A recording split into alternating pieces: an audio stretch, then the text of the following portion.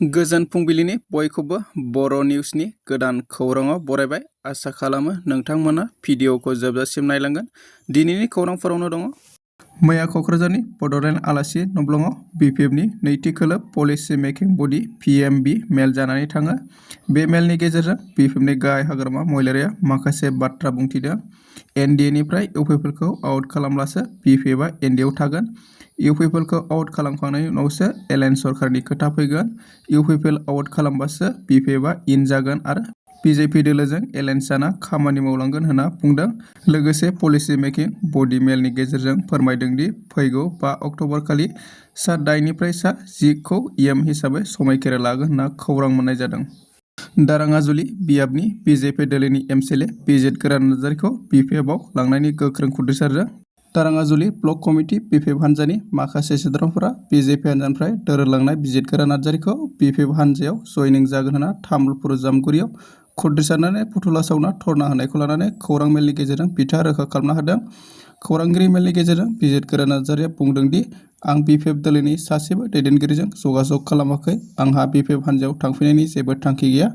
BJP हान्जानि high खामानि बाथ्राजों आं सोलियो। बेवहाय गुबुन बाथ्रा साननो नाङा होननानै बिथा रोखा खालामना होदों।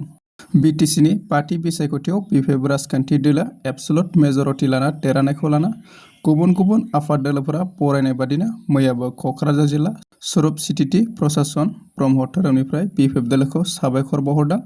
क'क्राझार जिल्ला स्वरुप सिटिटि प्रसासन ब्रह्म धोरोमनिफ्राय खौरां मेलनि गेजेरजों गोदानै BTCनि खुंथाय गोहोआव फैनाय BPF दोलोखौ गाहाम हामलायनायजों लोगोसे साबायखर बावहरदों होननानै खौरां मोननाय जादों। मुगानि दावहारु करेन्द्रनाथ बसुमतारी रुंसारि सान फालिदों। दुलाराय बर' फरायसा आफादा मैया उदालगुरि जिल्ला दुलाराय बर' फरायसा आफादनि हेफाजाबजों एबसुनि बारग' आफादगिरि BPSCनि बारग' मासिगिरि बारग' MLA मुगानि दावहारु रुंसारि करेन्द्र बसुमतारी बिथांनि थैनाय सानखौ रौथायाव थानाय चिल्ड्रेन पार्कआव फालियो। बिथाङा बर' माहारिबादनि गोख्रों दैदेनगिरिमोन आरो बड'फानि आलादा रायजो सोरजिनायाव सोमावसारनायाव गोख्रों बिफाव लानानै हाबा मावदोंमोन। हाबाफारिजों लोब्बा लाखिनानै एबसुनि बिरबलखौ ससे बिरहोयो। लोगोसेनो मुगानि दावहारु रुंसारि करेन्द्र बसुमतारीनि मुसुखायाव बिबार बावजेनो बिथांनिनो अनजालि बिसि सुबासि बसुमतारी बिथाङा। BTC बिसायख'थि जोबनायनि उनावबो जमुदुवार बियाबाव मावथिफोरखौ गोख्रों लाखिनो BJP दोलोआ सावरायमेल खुंफुंदों।